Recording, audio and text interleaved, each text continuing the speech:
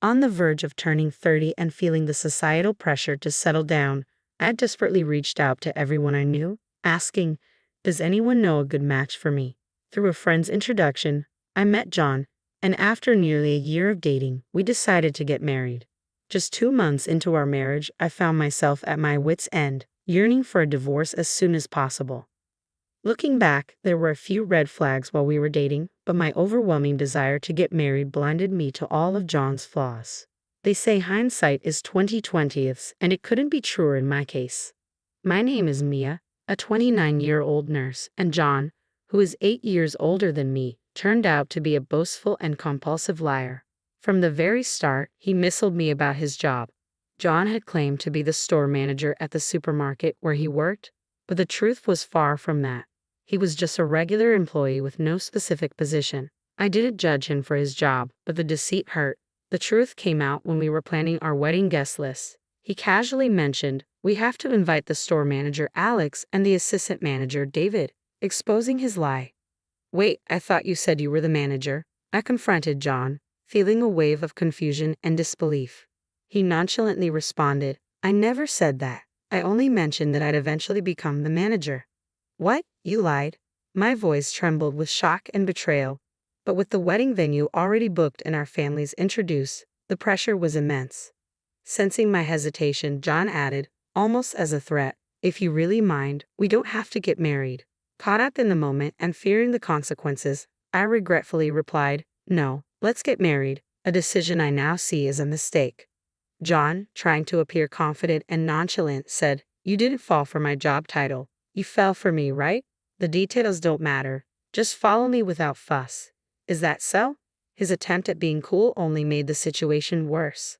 The urge to question him, then why lie about being a manager in the first place, rose within me, but I swallowed my words, not wanting to start an argument.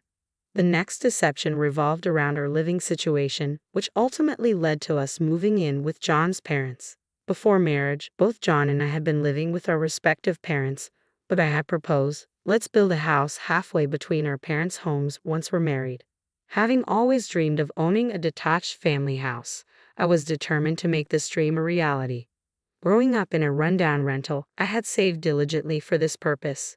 John seemed on board, so house hunting became a regular part of our dates with visits to housing exhibitions and real estate agents. However, when it came time to make a decision, I suggested, "Should we consider the place we saw last week? Being close to an elementary school would be beneficial, don't you think?" John started, "My sister doesn't want to live near an elementary school because it's too noisy. She prefers being close to a convenience store, and my mom wants to be near a hospital. My dad, on the other hand, doesn't care as long as there's space for his puzzle collection." I was taken aback. Why are your sister's, mother's, and father's preferences coming into this? I had always envisioned it would be just the two of us. What? You knew this, did you? As the eldest son, it's only natural that we build a duplex for the whole family to live together. This was completely new information to me. I had always imagined us living alone, and I thought John was on the same page. "If that's the case," I replied, "I'm the eldest daughter, and my mother is alone at home. Your family still has both of your parents, remember? You're a woman, and I'm a man. It's different. Besides, your mother is fine with you getting married, right?" "That may be true," I responded, but I wasn't aware of this. As an only daughter, I'm concerned about my mother living alone. Initially, I considered marrying someone who would join our family, but finding someone who met those criteria was challenging. Once my mother reassured me, saying, "I'll be fine, so focus on your own happiness," I started dating John. John added, "I didn't mention this before, but my sister doesn't work and my parents rely on their pension. As the eldest son, it's our responsibility to support them." Hold on a minute, don't include me in this so casually. I might be willing to adjust to living with my in-laws, but having his sister move in as well is something I can't accept. His sister, despite being in good health and having no illness, refuses to work because she prefers a life of leisure. His mother shares similar traits, while his father, though quiet, spends his days watching TV and working on his puzzles without contributing to housework. Ha! You're the wife of the eldest son. Are you saying you have no intention of supporting the family? I was stunned. Was he serious? If he wanted to support them, he should do so within his own means. My dream of a new single-family home was quickly fading. John remained resolute. I'm not backing down. If you're unhappy with this arrangement, we can just get a divorce.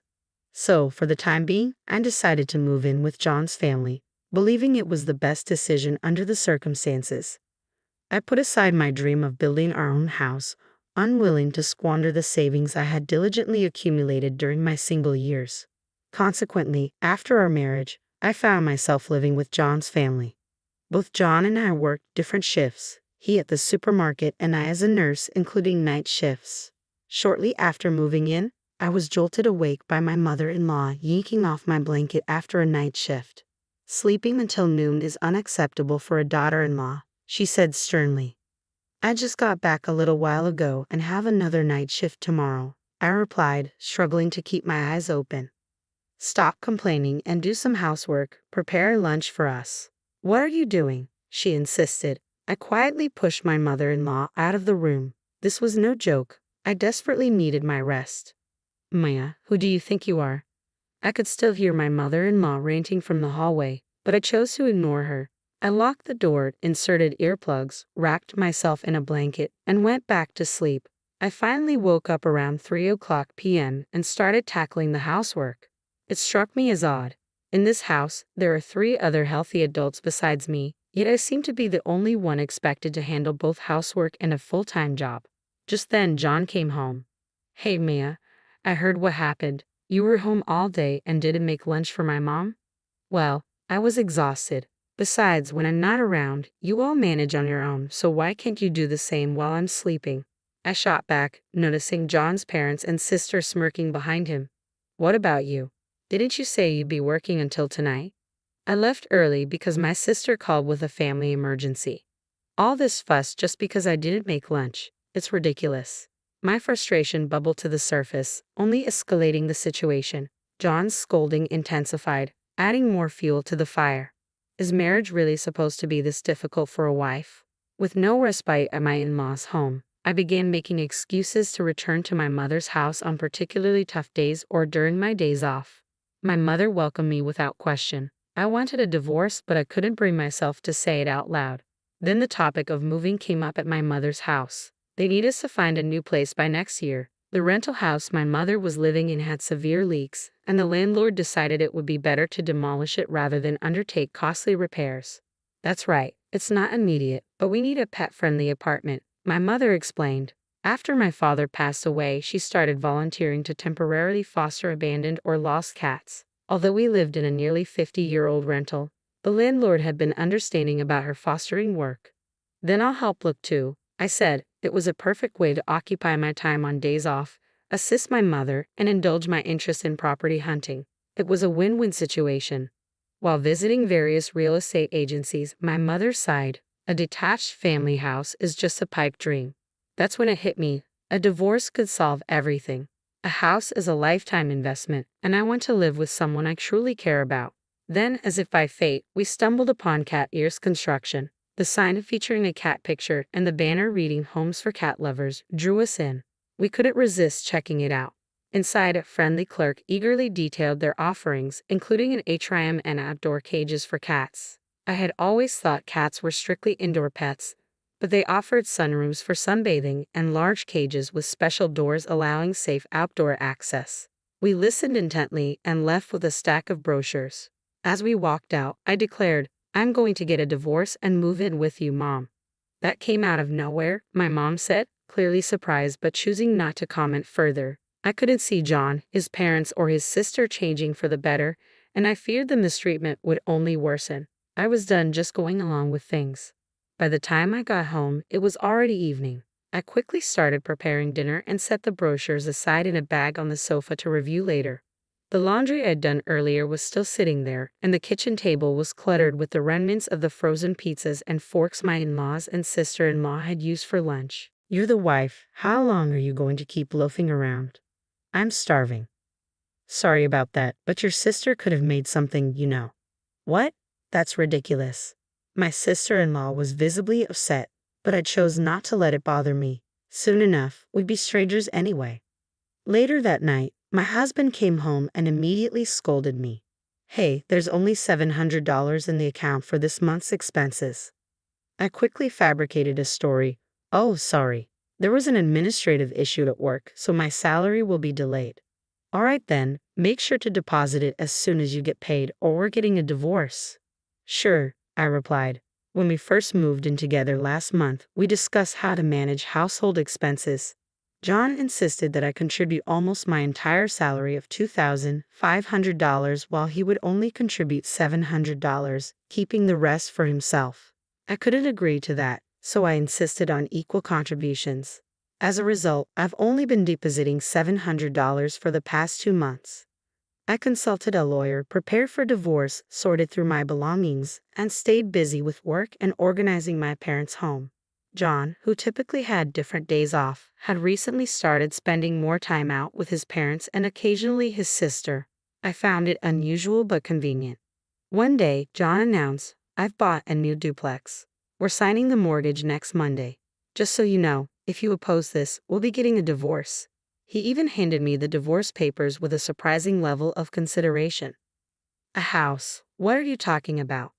You remember those housing brochures you brought home? I went with a different major builder, but it's still based on what you wanted. You'll need to use all your savings for this. Indeed, we had discussed saving for a home during our property search. Can I see those divorce papers, please? I asked, my mind spinning with shock, but realizing this was actually a chance I had been waiting for. I took the papers from him, skimming through them and noting they were already filled out. I had to suppress a laugh. John was unaware of my own preparations for divorce, so he thought threatening me with this would force me to comply. Fearing divorce was a thing of the past. Now, I was eager to finalize it. I completed the divorce papers and submitted them first thing the next morning. Since I hadn't brought any large items like furniture and been gradually moving my belongings out, leaving was relatively easy. I headed straight back to my mom's house. Despite John's persistent calls and emails that night, I chose to ignore them all. A few days later, my ex-husband showed up at my parents' home with his parents and sister, all visibly fuming. "Hey, what's going on? Why aren't you coming home?" he demanded. I simply filed for divorce after receiving the divorce papers, I replied nonchalantly. "Don't play games with me. I'd even built a house for us." "Well, you did that without consulting me and threatened divorce if I oppose. That was your decision," I reminded him. Maybe because we were at my mom's house, my mother-in-law was unusually subdued and attempted to downplay the situation, saying, "John must have been joking. Filling out divorce papers as a joke isn't funny. Our personalities clash completely, so I see this as a chance to end things. Irreconcilable differences are a valid reason for divorce," I said firmly. My sister-in-law jumped in. "We'll be in trouble without you. Who will provide for us? Who will pay the mortgage? That's something your family will need to figure out on your own. I'm a stranger now. Besides, why should I be responsible for a perfectly healthy sister-in-law?" I retorted. My father-in-law glared at me in silence. "I never thought you could be so cold," John said, clearly hurt. "Well, that sounds like a difference in values to me. Yet another perfect reason for divorce," I quipped. When I consulted with a lawyer, I learned that citing irreconcilable differences or a clash of values alone isn't typically enough to easily secure a divorce. However, in John's case, his lies about his job and income, his abusive behavior, and his attempt to unilaterally make me cover all living expenses made the reasons for our divorce clear-cut. On top of that, he bought a duplex on his own and threatened me with a pre-filled divorce form. "I won't accept this divorce," John insisted. "Even if you refuse to acknowledge it, you prepared the papers yourself, and your parents are witnesses," I said, showing him the photo I had taken of the completed form before submitting it to the lawyer. At that moment, my mother appeared, filming everything on her phone. "What do you think you're doing to my daughter? I've called the police. I've recorded everything, and I can make this public if needed," she declared. Although my mom hadn't said anything, her anger was palpable. My father-in-law, clearly unnerved by the mention of the police, started to panic. "Please, no police. This will make things look terrible. Just stop." I had always seen my father-in-law as the quiet type, but it became clear he could speak up when it mattered. I found it oddly revealing that John's tendency to boast might have come from his father. With that realization, John and his family reluctantly left. "What are we going to do now? We can't afford the mortgage," I overheard them lament. "Well, I suppose we'll have to cancel. they said. I knew that if they were already under contract, there would be cancellation fees, and with John's income alone, affording the house would be impossible. It was their own doing. Later on, likely concerned about their public image, John and his family settled with me without further fuss. A few months after, my mom and I moved into our dream home, a brand new detached house designed by Cat Ears Construction, specifically tailored for the comfort of rescue cats. Knowing about my mom's work with rescue animals, the company built the perfect house for us at a significantly reduced price. Both my mom and I were overjoyed. Though I might have rushed into marriage and made a major mistake, I now realize that without that experience, I might never have considered building this home. Watching the cats enjoy the sun and settle in comfortably, I couldn't help but feel that everything had turned out for the best.